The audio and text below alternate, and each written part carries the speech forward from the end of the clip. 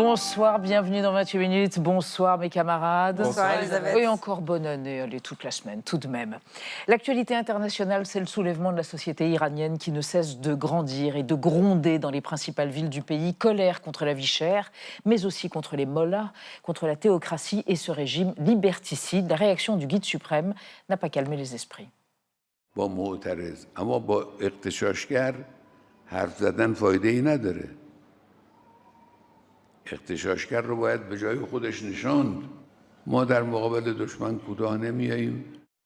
3 ans après le mouvement Femmes, Vie, Liberté, réprimé dans le sang, et 46 ans après la prise de pouvoir des religieux en Iran, ce mouvement de protestation pourrait-il être le coup de grâce pour les ayatollahs? On en débattra ce soir et on vous retrouvera Marie Bonisseau et Xavier Mauduit pour vos chroniques. Avec la grève des médecins, Elisabeth, les médecins libéraux qui ont entamé là, hier une grève qui s'annonce massive, qui va durer une dizaine de jours contre certaines mesures du plan de sécurité sociale, le budget 2026. Eh bien, c'est un véritable sujet historique. Les médecins peuvent-ils se mettre en grève? Retour vers le passé pour comprendre le présent. Mais quelle ardeur, il est vibrant. Et vous, Marie? Une drôle de façon de se réchauffer. Je vous parle des feux de cheminée virtuels, en vidéo, qui font des cartons d'audience, paraît-il, sur les plateformes de vidéo à la demande. Eh ben, vous nous expliquez tout ça tout à l'heure. Et pour commencer, écoutez, justement, un peu d'énergie en ce début d'année pour évoquer la machination ourdie par l'administration Trump, l'arrestation du président vénézuélien afin de mettre la main sur le pétrole du pays. Nous recevons un spécialiste de la géopolitique de l'énergie, car si l'or noir est au cœur de la politique étrangère américaine, la voracité pour les minerais critiques explique aussi les déclarations récentes de Donald Trump sur le Groenland. On en parle avec Marc-Antoine El Mazega tout de suite.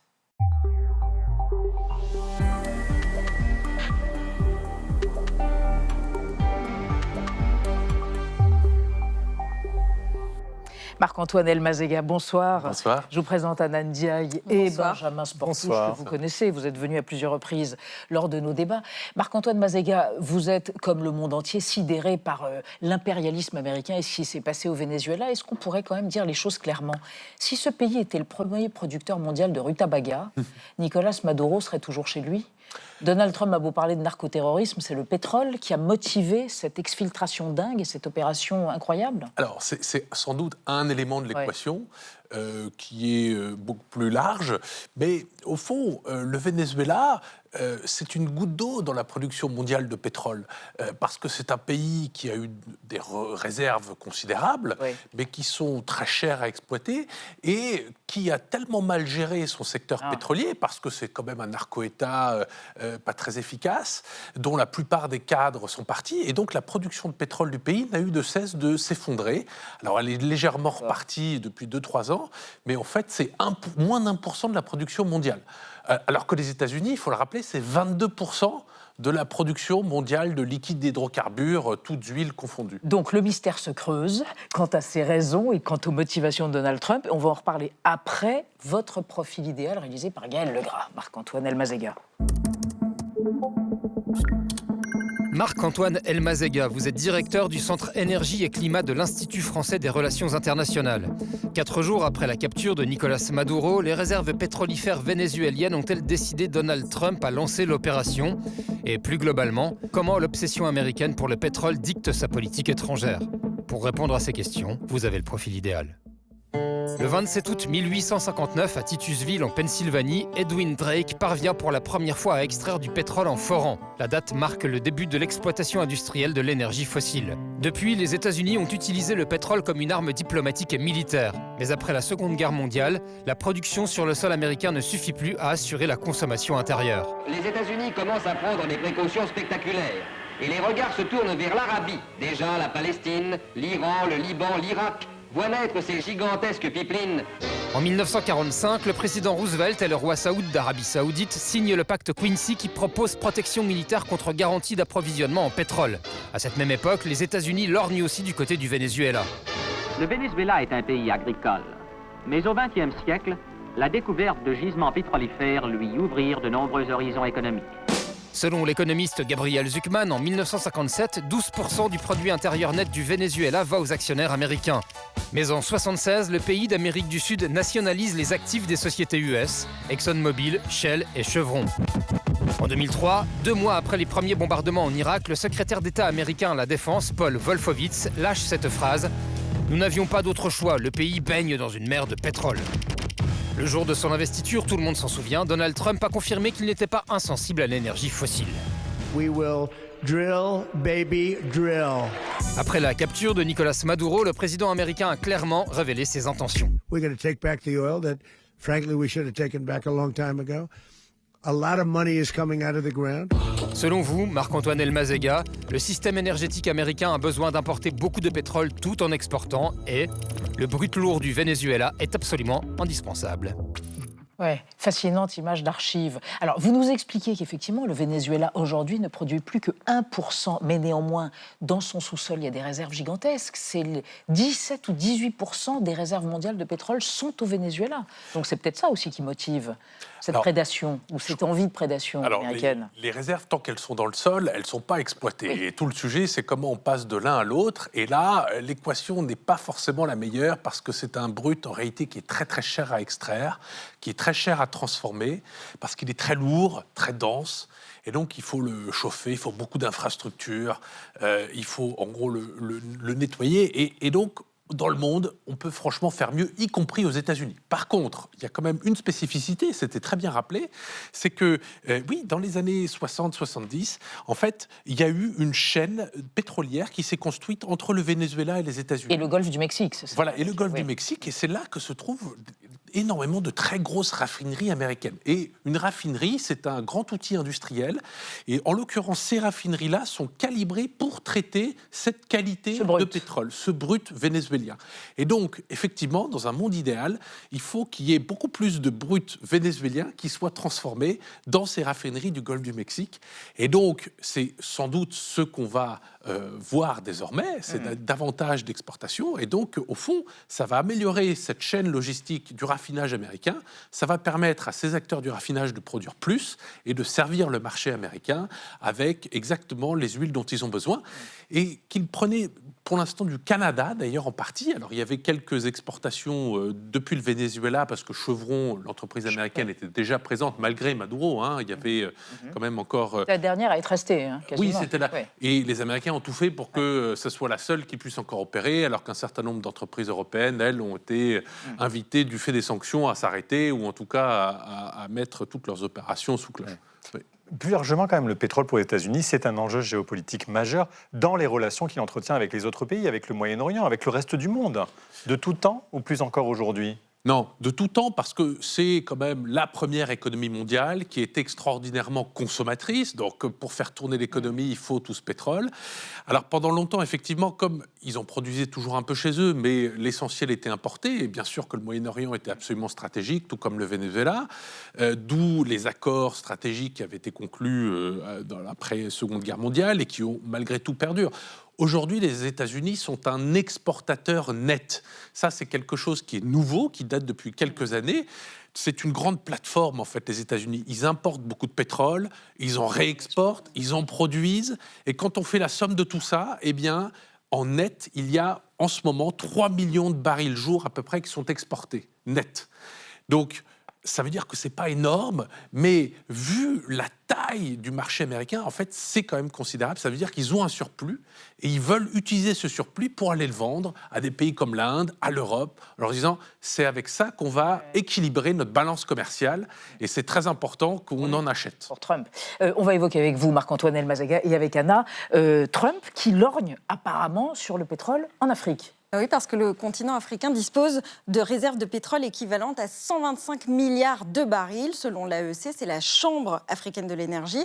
Et donc ça intéresse beaucoup Donald Trump depuis son retour au pouvoir. Et donc les États-Unis multiplient les accords d'investissement dans plusieurs pays. Par exemple, Exxon a annoncé la signature d'un contrat d'exploration pétrolière en Libye, dans plusieurs zones offshore, on va le voir sur une carte.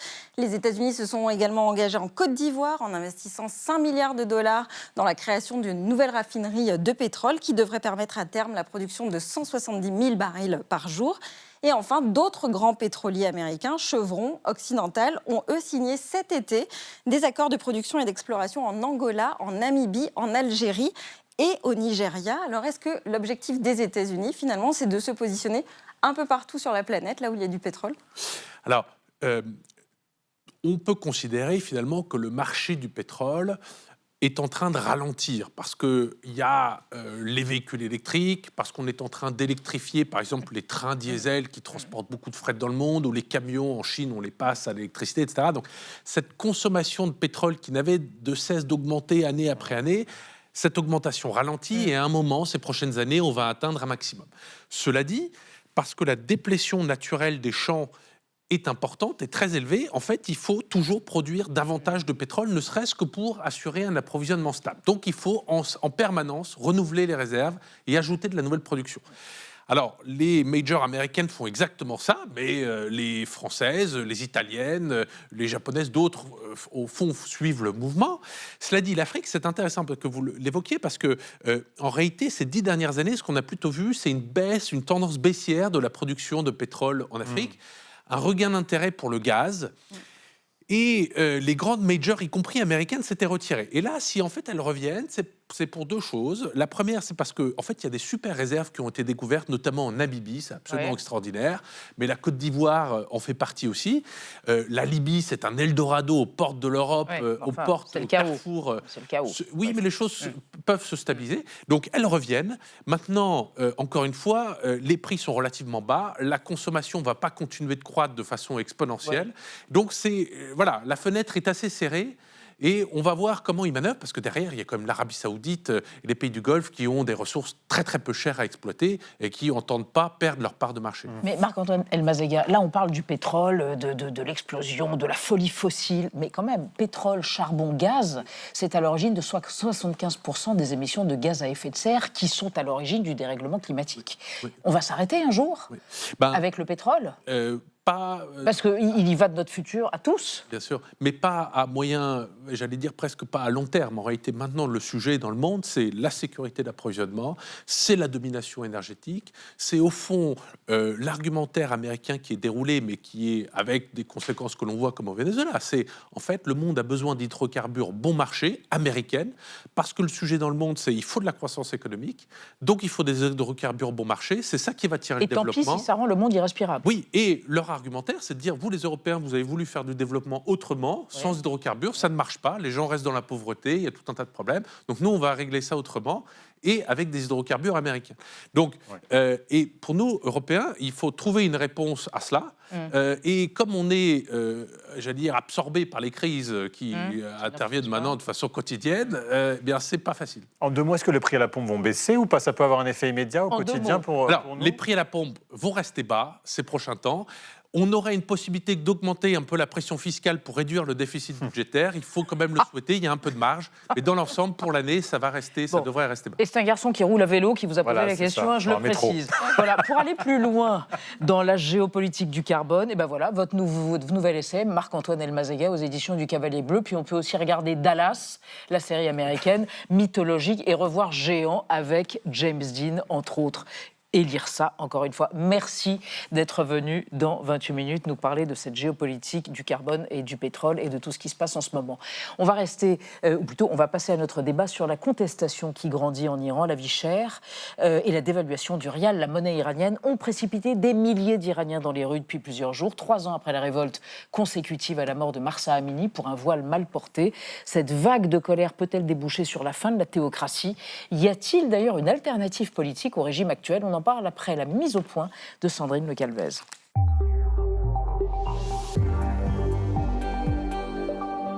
Un homme seul, assis face aux forces de police iraniennes. La vidéo est devenue virale, symbole de la nouvelle vague de protestations qui touche l'Iran. Depuis 10 jours, la colère s'étend dans le pays. Au moins 25 morts et 1 millier d'arrestations. La foule ose malgré tout scander des slogans hostiles au régime des mollahs. Certains en appellent même au retour du fils du dernier Shah d'Iran, exilé aux États-Unis. Devenue politique, la contestation a débuté le 28 décembre pour des raisons économiques. Les commerçants du bazar central de Téhéran ont fermé boutique de jour et ce matin encore pour protester contre la vie chère. Les prix ne cessent de flamber, les Iraniens sont à bout. C'est un problème économique. On se réveille le matin et tout est cher. Les produits laitiers, le dollar, tout. Pour tenter de calmer la colère, dans un climat social explosif, le régime a annoncé une aide mensuelle de 6 € par personne durant les 4 prochains mois. C'est à nous de servir les Iraniens, de les satisfaire et de gérer correctement nos ressources. Comme un aveu de faiblesse d'un régime qui se sait fragile, Téhéran demeure sous la menace d'une nouvelle opération israélienne et américaine. Donald Trump dit suivre la situation en Iran de très près. If they start killing people like they have in the past, I think they're going to get hit very hard by the United States. Mais le régime n'a pas l'intention de fléchir face aux manifestants. Il est inutile de dialoguer avec les émeutiers. Ces derniers doivent être remis à leur place. Alors le régime des Mollahs parviendra-t-il à réprimer la contestation ou tangue-t-il, cette fois dangereusement? 3 invités pour ce débat. Shirin Ardakhani, bonsoir. Vous êtes avocate franco-iranienne, présidente de l'association Iran Justice. Je précise que vous êtes l'avocate de la prix Nobel de la paix Narges Mohammadi et des otages français Cécile Collère et Jacques Paris qui ont été libérés mais qui sont toujours dans l'ambassade de France à Téhéran. Selon vous, à propos de ces manifestations, elles s'inscrivent dans la continuité des précédentes, même si le déclencheur est lié à la question du pouvoir d'achat. Elles illustrent l'incapacité structurelle de ce régime à assurer la prospérité du pays. À côté de vous, Thierry Coville, bonsoir, chercheur à l'IRIS, spécialiste de l'Iran. Dernier essai, l'Iran, une puissance en mouvement. Vous considérez qu'il n'y a pas de mobilisation de masse, comme il y en avait eu en 2022 précisément avec Femmes, Vie, Liberté, mais la question de la légitimité de la République islamique est clairement posée. Il existe, ajoutez-vous aujourd'hui, une forte demande de démocratie en Iran. Et Mariam Pirzadeh, bonsoir, rédactrice en chef à France 24. Vous êtes ancienne correspondante, entre autres de France 24 et d'Arte à Téhéran. Selon vous, c'est la mauvaise gestion du pays, davantage que les sanctions internationales, qui sont à l'origine des problèmes économiques du pays, qui sont considérables. Mais le régime dispose encore de soutien en interne, sinon il ne tiendrait pas. Alors pour combien de temps, évidemment, c'est la question qu'on va poser. Mais on démarre avec le chiffre du jour, il est très précis. Le salaire moyen en Iran aujourd'hui est d'environ 170 € par mois. C'est faible, d'autant que l'inflation est très forte et ne cesse d'augmenter. Par exemple, en 9 mois, regardez, le prix du fromage a augmenté de 140%. Le pain sangak, une variété locale très prisée, de 250%. Et le prix du lait a bondi de 50% en l'espace de 2 mois. Mariam Pirzadeh, très concrètement, ceux que vous avez en ligne, vos amis en Iran, à Téhéran, ils vous racontent cette vie compliquée au quotidien, oui, de plus en plus compliquée? Il me la raconte depuis déjà plusieurs années, c'est-à-dire que vous arrivez dans une boutique, un jour 1 kilo de pâtes ou 1 litre d'huile, par exemple aujourd'hui il n'y a plus d'huile en Iran, il y a des pénuries qui commencent à se faire jour, ça n'a pas le même prix que le lendemain. Moi je connais beaucoup de gens qui font partie de la classe moyenne, qui avaient quand même une vie convenable il y a 10 ans, qui ne peut plus acheter de viande par exemple. On estime que la moitié de la population à minima vit sous le seuil de pauvreté, et effectivement, moi il y a 10 ans je me rappelle, cette classe moyenne elle voyageait encore, puisque le toumant, par exemple, un dollar s'échangeait pour 3300 toumans. Aujourd'hui, c'est 150 000, c'est la monnaie iranienne. 150 000, 160 000 toumans. Donc, c'est-à-dire que ça bloque totalement l'économie. On me raconte également ce qui est une valeur refuge, l'or. Quand la monnaie dévisse à ce point-là, les Iraniens se ruent pour acheter de l'or. Et ce n'est même plus affiché le taux de l'or, tellement il change de seconde en seconde. En fait, c'est incontrôlable. L'inflation est incontrôlable. Le taux de chômage, il est endémique. Les étudiants qui font des études se retrouvent à la fin de leurs études, ils n'ont pas de travail. Il n'y a pas de débouché. Il n'y a pas de débouché, il n'y a pas de futur. Donc il y a 2 solutions. C'est soit partir, soit accumuler les petits boulots, chauffeur Uber ou travailler dans des cafés. Donc pas d'avenir. C'est ce que vous entendez, Shirin Ardakhani Oui, tout à fait. C'est quand ce vous qu'on communiquez entend avec les gens là-bas? Oui, c'est ce qu'on entend. Et puis, évidemment, il y a les populations urbanisées des villes, mais il y a aussi, évidemment, les populations qui sont au sud de l'Iran, ou les minorités, les groupes qui sont ethniques et qui, là, sont plongés littéralement dans une pauvreté qui est intenable et invivable. Et d'ailleurs, ce qu'on voit dans le cadre des manifestations aussi, c'est que ce n'est pas des manifestations uniquement dans le bazar de Téhéran. Ça a commencé dans le bazar de Téhéran. Et puis ça s'est propagé, mais surtout ça s'est propagé dans les campagnes, là où les gens aussi... Et c'est une première? Parce qu'avant, les campagnes étaient plus... disons que c'est pas tout à fait une première, mais ce qu'on a vu avec le mouvement Femmes, Vie, Liberté, qui au départ partait des villes, etc., c'est qu'il n'y avait pas de ralliement au départ très spontané, des campagnes qui sont plus reculées, qui sont plus pieuses aussi, alors que les revendications de Femmes, Vie, Liberté en 2022, c'était des revendications pour l'égalité des femmes. Et on voyait que dans les campagnes, c'était quand même plus retenu. Et là, on voit que l'embrasement, c'est véritablement on voit dans sur la les carte, petites villes. là, ça ne concerne pas uniquement les grandes villes. Voilà, que c'est justement pas dans les grandes villes, et c'est précisément parce que les gens meurent littéralement de faim.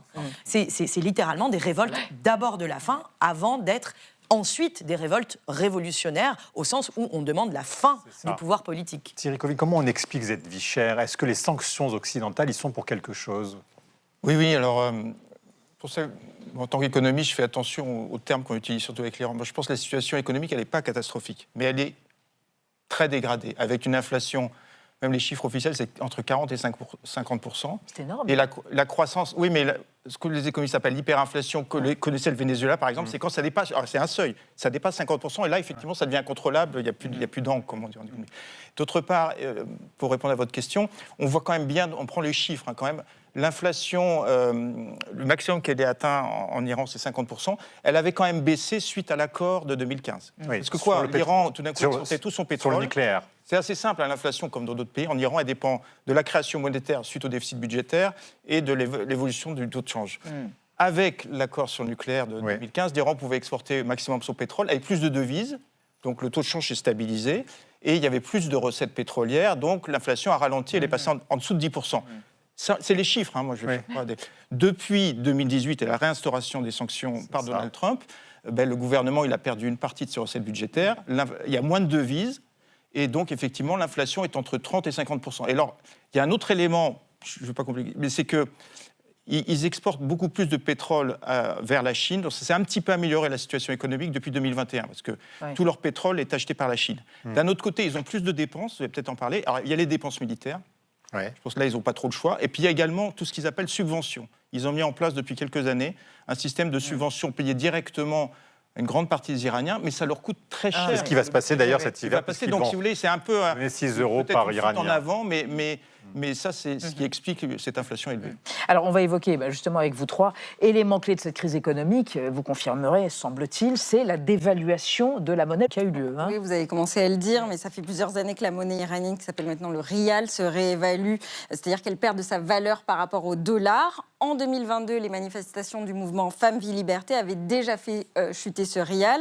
$1 américain s'échangeait alors contre 430 000 rials. Mais en 2025, plusieurs événements se sont enchaînés qui ont encore fait dévisser la monnaie pour atteindre son plus bas niveau historique. Il y a eu le retour de Donald Trump au pouvoir, le conflit avec Israël au mois de juin, et puis le rétablissement des sanctions de l'ONU au mois de septembre. Résultat, le 31 décembre, $1, vous allez le voir, s'échangeait contre 1 400 000 rials, ce qui a d'ailleurs valu sa place au gouverneur de la Banque centrale. Avec des conséquences autour de cette dévaluation. Justement, on en parlait, l'hyperinflation, les prix de la nourriture, des biens de première nécessité et d'essence augmentent fortement d'un jour sur l'autre de manière incontrôlée, ce qui impacte sévèrement le pouvoir d'achat des Iraniens. Fin décembre, l'inflation atteignait officiellement 52% selon le centre de statistique iranien, mais cela pourrait être en réalité beaucoup plus. Alors pour apaiser la situation, le président iranien a annoncé une augmentation de 20% des salaires des fonctionnaires en 2026. Mariam Pirzadeh, l'intérêt pour un État, normalement, quand il dévalue sa monnaie, c'est de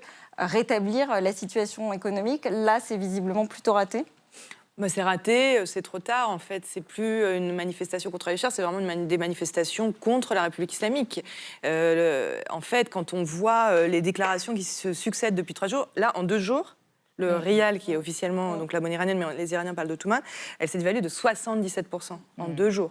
Donc, en fait, ces annonces faites à la marge, que ce soit par le Parlement ou par le président Massoud Pezeshkian, en fait, elles paraissent tellement dérisoires par rapport aux besoins des Iraniens, par rapport à ce qu'on entend dans la rue. On entend quand même des slogans « à mort le dictateur »,« à mort Khamenei ». On entend aussi des slogans qui appellent au retour du fils du Shah. Donc c'est devenu des slogans très politiques. Ce n'est plus un mouvement contre la vie chère. Ce n'est plus ça. Vraiment, c'est et on voit jour après jour les provinces qui se joignent à la protestation. Chérine Ardakani, par rapport au mouvement Femmes, Vie, Liberté, les mots d'ordre ont vraiment changé. On n'entendait pas déjà ces slogans-là hostiles au gouvernement des Mollahs. Disons que c'est pour ça que j'employais tout à l'heure cette idée que c'est un acte 2, en fait, et qu'il y a une continuation. Et d'ailleurs, il y a eu auparavant le mouvement vert en 2009, et on voit que le mouvement vert, c'était suite à une fraude électorale massive. Donc Ahmadinejad avait à l'époque complètement confisqué les votes. Donc c'était vraiment là une exigence du respect démocratique du vote des électeurs qui, à l'époque, voilà, on voit des images des Iraniennes et des Iraniens qui avaient placé leurs espoirs dans les réformistes. À l'époque, ils pensaient massivement que le pouvoir pouvait être réformé de l'intérieur. Puis il y a eu 2022, à la suite de la mort de Gina Mahsa Amini, et là c'était les femmes qui véritablement étaient au devant des manifestations, qui disaient qu'elles voulaient la fin des lois de ségrégation qui discriminaient plus fortement les femmes. Et là c'est le troisième volet, c'est le volet économique pour la dignité de pouvoir travailler, avoir des perspectives économiques. Donc je crois qu'il y a là les 3 volets qui permettent de maturer véritablement, non pas, sinon à minima une révolution, en tout cas un changement littéralement de paradigme, c'est-à-dire on ne veut plus de république islamique parce qu'elle est incapable sur tous les plans, tous les plans. Alors la réaction, donc, ça a été notamment quelque chose de très précis. On va donner pendant 4 mois 6 € à chaque personne pour les aider à tenir et pour tenter d'améliorer leur quotidien. Ça suffit ou c'est dérisoire, cette réponse strictement économique face à ce que votre voisine évoque? D'après la Banque mondiale, suite à la sortie de Trump de l'accord, on a eu une augmentation de la pauvreté. C'est pour ça que je reviens. C'est quand même assez fatal pour l'économie iranienne et qui était montée, je ne sais plus... plus de 40%, etc. Et puis, ils ont mis en place ce système de subvention, notamment des versements directs. Alors, à beaucoup d'Iraniens, mais surtout les plus pauvres, ce n'est pas négligeable, effectivement. J'avais calculé à un moment, c'était une partie importante, 10% sans doute du revenu de l'année, donc ce n'était pas négligeable pour les plus pauvres. Et donc, ils ont mis en place ces subventions directes. C'est un peu leur seul moyen actuellement. Ça a marché, ça a un peu baissé la pauvreté. D'après la Banque mondiale, le taux de pauvreté, il est élevé, il est à 40%. Donc c'est énorme. Mais disons, c'était un petit peu plus élevé juste avant. Mais par contre, c'est vrai que il y a beaucoup de discussions à ce sujet en Iran. C'est que, ce que je disais, c'est un peu une fuite en avant. Ça permet de calmer les choses. Donc les plus pauvres, ils ont un petit peu un revenu qui vient de l'État. D'un autre côté, ça coûte très cher au gouvernement et ça alimente un déficit budgétaire. Ils sont obligés de le financer par création monétaire. Donc il n'y a pas une solution. On sait très bien... Alors c'est pour ça, je souris en parlant de changement de paradigme, parce qu'après la guerre avec Israël, dans les débats en Iran, c'était un des sujets de débat. Est-ce qu'il ne faut pas changer de paradigme ? Par exemple, on voit très bien que le problème, justement, je voulais dire ça, le problème, il est lié à la politique étrangère iranienne. Les sanctions, si on considère que c'est les sanctions qui pèsent sur l'économie iranienne, il faut bien trouver un moyen de s'entendre avec les États-Unis et négocier. Alors là, c'est la bouteille à l'encre. On ne sait pas si le gouvernement va être capable de négocier avec les États-Unis ou pas. Marième Pierzadeh, justement, ça questionne les soutiens à ce régime. Il est encore fort, ce soutien dans la population ou pas ?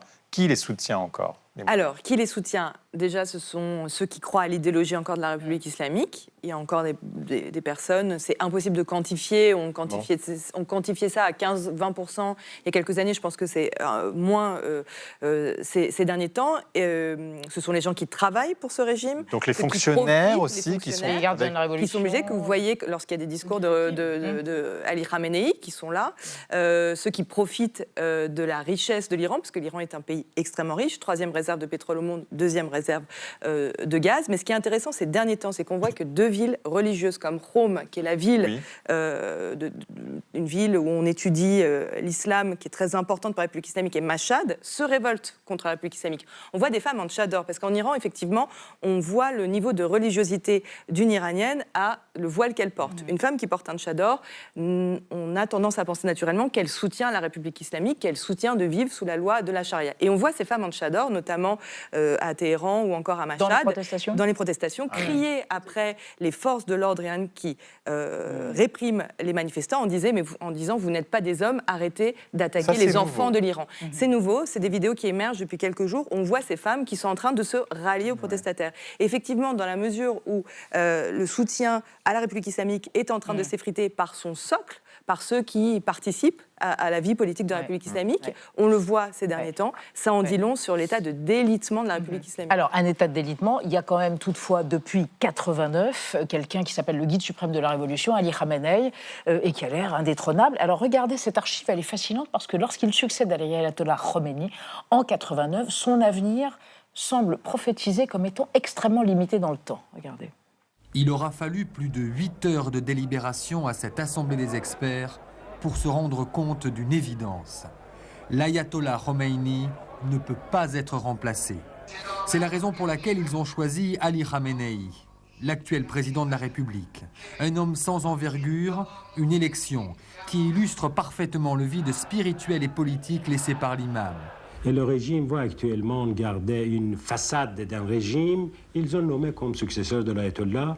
Je vous assure que dans quelques jours, il donnera sa place à quelqu'un d'autre. Autant dire que l'on pourrait bien assister en Iran, dans les mois qui viennent, à un glissement de la nature du régime. Le pouvoir absolu, incarné par Khomeini, semble bel et bien avoir vécu.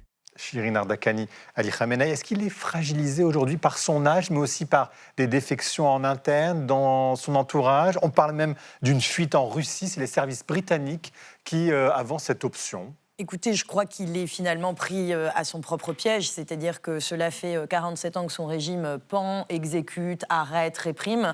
Il a trouvé devant lui l'intégralité, ou en tout cas la majorité d'une population avec la coalition, la convergence des colères contre lui, et finalement, il ne reste que l'ombre de lui-même et à choisir finalement son point de chute et son exil, alors qu'il n'est pas encore tout à fait là, et il y aura bien volontiers après lui, sans doute déjà des gens qui se frottent les mains, y compris parmi les gardiens de la Révolution. 160 000 gardiens. Bien sûr, pour savoir qui peut potentiellement lui succéder.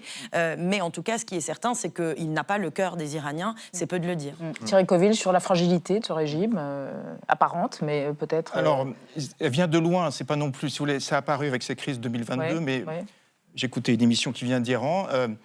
Ils disent ils posaient la question en 2021 aux Iraniens, est-ce que vous vous sentez proche des conservateurs et des réformateurs qui sont les deux grands partis en Iran? Moins de 10% de la population disait oui. Donc, oui, proche des réformateurs. Proche de ces partis. Donc 90% qui est en dehors de ce champ politique. Ce qui, pour répondre à votre question, ce qui maintient, ce qui permet à ce régime de tenir, c'est quand même les forces de répression qui existent. C'est la classe moyenne iranienne aussi, quand même, d'un niveau intellectuel assez élevé, très mature, et qui veut le changement, qui veut moins de corruption, qui veut la démocratie état de droit, mais sans violence. Et donc, je pense qu'il y a aussi un problème sur l'alternative. Ils ne voient pas une alternative crédible. Vous voulez dire politique ? L'alternative politique crédible qui les pousserait à sortir dans la rue. Donc je pense que c'est ce qui permet à cette classe moyenne, c'est pour ça qu'il n'y a pas des manifestations de masse, elle n'a pas encore, elle n'a pas joint ce mouvement de protestation. Un élément très important, c'est ce que vous avez dit sur la non-violence. Une des images les plus virales, en réalité, de ces mobilisations, c'était cette image de ce manifestant accroupi sur le sol, contre les chars. Qui rappelait l'image de Tiananmen en 89. Exactement. Alors, pas contre les chars, parce qu'il a en face de lui des motocyclettes. Et qui sont des motards. Mais cette image, elle est fondamentale parce qu'elle a été reprise, et dans les manifestations désormais, c'est ce geste, c'est la non-violence, alors que les forces, évidemment, sont déséquilibrées. Mais je crois que c'est fierté pour les Iraniens que d'avoir pris ce geste, alors même qu'eux-mêmes, chaque jour, font face à la violence aveugle, des exécutions, de la répression. Et je crois que s'il y a un chemin vers la démocratie qu'il faut regarder, c'est ce chemin-là. Et c'est de cette alternative-là, les prisonniers politiques qui aujourd'hui sont dans les prisons politiques du pays, eh bien c'est le chemin d'ailleurs qu'ils proposent. C'est une alternative qui est une alternative politique et qui n'est pas la loi des brutes que certains voudraient d'ailleurs voir se produire, y compris malheureusement en Iran. On parle de 2000 condamnations à mort dans l'année qui vient de s'écouler. Alors vous parliez de l'alternative politique, qui, pour prendre la tête du pays, si jamais le régime des Mollahs tombe, le nom de Reza Pahlavi, le fils du dernier Shah d'Iran, revient régulièrement, notamment dans la voix de cette manifestante parisienne. C'était dimanche, en soutien justement au mouvement actuel de contestation. Reza Pahlavi, c'est une figure qui fait quasi l'unanimité finalement. Et ça se voit un peu plus tous les jours, même des gens qui ne l'aimaient pas il y a quelques années.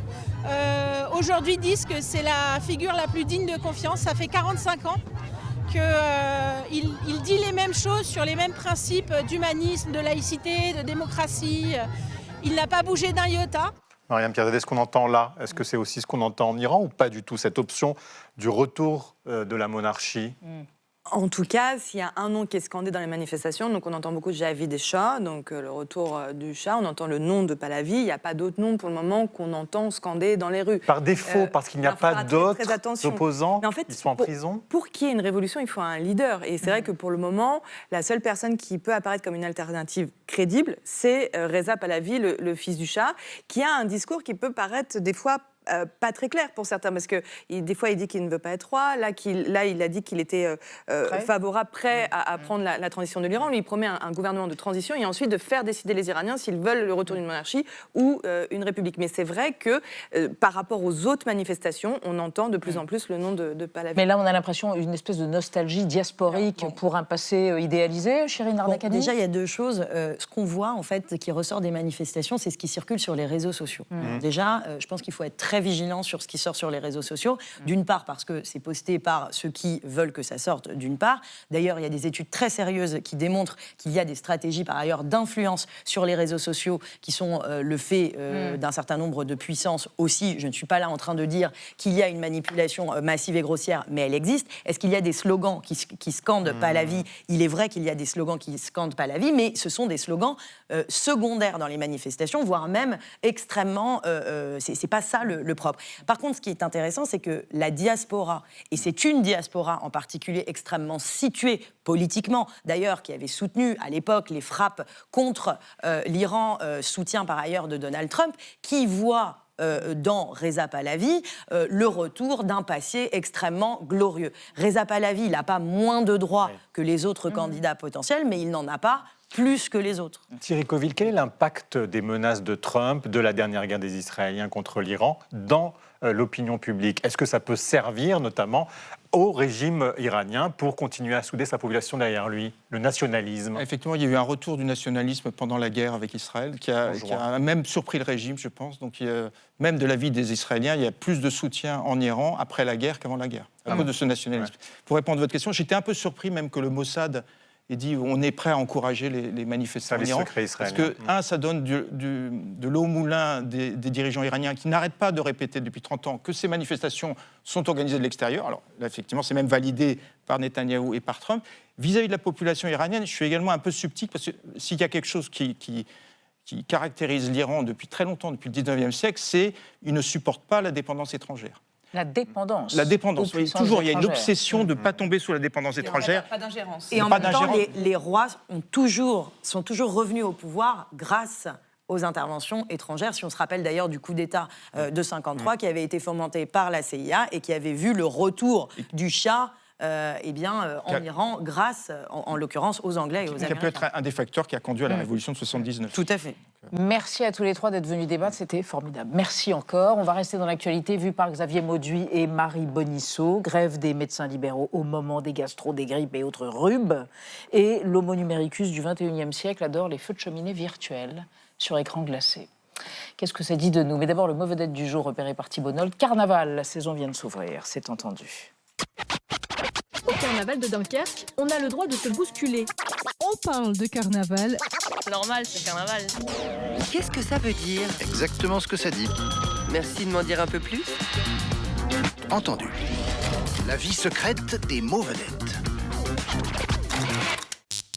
Carnaval, du latin carne, viande, et leware, enlever, traduisible par ôter la chair, soit le jeûne sans viande des chrétiens, désigne une nouba populaire géante traditionnellement assortie de déguisements, défilés de chars et alcoolisation déraisonnable. Ce 6 janvier marque le début de la période des carnavals. Pour le chrétien appliqué, le carnaval est une période de fête qui s'achève théoriquement après le Mardi Gras. Dernière chance de s'empiffrer de gibier, poularde, faisan et autres animaux morts. Veille du mercredi des cendres, qui marque le début du carême, soit 40 jours de pénitence et de serrage de ceinture qui s'achèvent à Pâques. Avant appropriation culturelle par les chrétiens au IVe siècle, le carnaval était romain, païen, avait lieu en mars et s'appelait Calandre. Au programme, défilés, théâtre, déguisements et transgressions, hiérarchie sociale inversée, maître travesti en esclave et réciproquement. La première mention connue du mot carnaval date de 1094 à Venise. D'après Venise, les colons cathos vont faire du carnaval un produit d'exportation worldwide au fil des siècles. Cologne, Londres, la Nouvelle-Orléans, Rio, Nice, déjà fréquenté par le duc d'Anjou au XIIIe siècle, ou Dunkerque, né au XVIIe siècle du gueuleton en l'honneur des pêcheurs de harengs avant leur départ pour l'Islande. Aux Antilles françaises, le carnaval, qui débute le premier dimanche de janvier, est politique depuis les années 70. Âge d'or des concepts de négritude ou black power. Les ex-esclaves avaient commencé à customiser le carnaval des colons blancs. Les versions d'aujourd'hui évoquent les problèmes d'eau, la violence, le chlordécone. Bas les masques. Merci Thibault Nolte.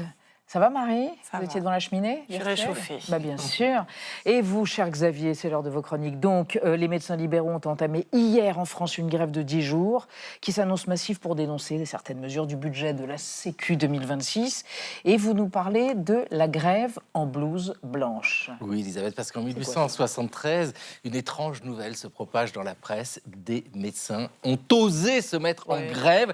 Ça se passe en Suisse, dans le canton d'Argovie, c'est au nord de la Suisse. En fait, ces médecins se sont réunis en assemblée générale et ils ont décidé de ne plus soigner les malades pauvres tant qu'ils ne sont pas payés correctement par les autorités municipales. En fait, vous savez, dans le monde médical de ce moment-là, alors que ce soit en Suisse, ce soit en France, en fait partout, en Europe, les médecins tirent leurs revenus de deux sources. Vous avez la clientèle ordinaire, et là, le médecin se fait payer plus ou moins cher selon sa réputation.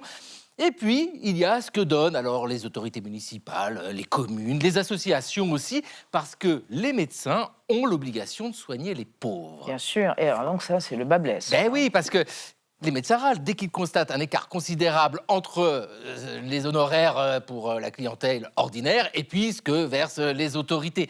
Surtout qu'au même moment où on est dans les années 1860, 1870, tous ces médecins assistent à des organisations, des regroupements professionnels. Ce ne sont pas encore des syndicats, ce sont des sortes de coalitions. Alors, coalition ouvrière, coalition d'avocats aussi. Et les médecins se disent, mais pourquoi pas nous? Et c'est pourquoi la grève de 1873 en Suisse est observée, citée sans cesse comme exemple. Tenez, en août 1873, vous avez un journal français, France Médicale, dans lequel le docteur Félix Roubaud pose la question des enjeux de la grève des médecins. Et là, il constate que la moindre revendication de notre part, nous médecins, est considérée comme un crime de lèse-humanité. Ce qu'il dit, en fait, c'est que tout simplement, un médecin qui oserait se mettre en grève serait considéré comme un monstre d'égoïsme. Et il pose la question de l'assistance publique. Si l'assistance publique emploie des médecins avec des petits salaires, il dit, mais attendez, pourquoi ce serait seulement aux médecins de faire un effort pour le bien des plus pauvres? Il dit, l'assistance publique, bon, il y a des administrateurs, ils gagnent beaucoup d'argent, des banques aussi qui financent, qui tirent de l'argent de cette histoire-là. Et puis, il y a des fournisseurs d'hôpitaux. Donc, pourquoi ce serait qu'à nous? Et là, il ajoute, et c'est très malin, il dit, être médecin, c'est une profession. Ce n'est pas un sacerdoce. Et dire cela, ce n'est pas être hypocrite. Et en tout cas, ce n'est pas renier le serment d'Hippocrate. Hippocrate, oh, quelle chute. Bon, merci, monsieur Mauduit. Alors, Marie, on se calme. On se calme devant le feu de cheminée. Virtuel? Totalement virtuel. C'est vraiment une chronique qui ne sert à rien ce soir, je suis désolée. En pleine vague de froid, je vous amène des cheminées qui ne chauffent pas.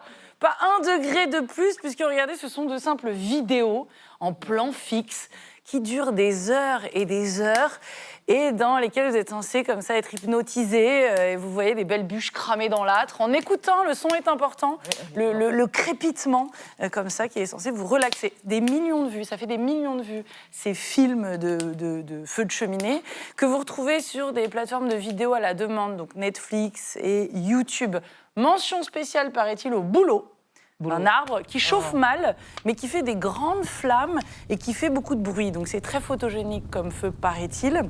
La vidéo Feu de cheminée à la maison, version bois de bouleau, a fini dans le top 10 des films les plus regardés au monde à Noël, ce Noël-là, sur Netflix.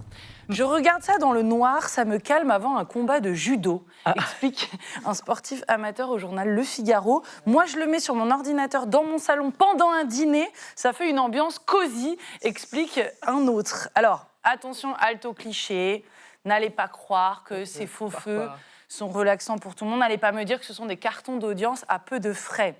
Il y a un réalisateur officiel de films de cheminée sur Netflix. Il fait ça depuis une décennie. Il s'appelle George Ford. Il a été à ça d'être un réel célèbre. Et il explique très sérieusement dans un making-of que c'est tout un art de faire un bon feu pour la télé. Déjà, il faut trouver la bonne bûche.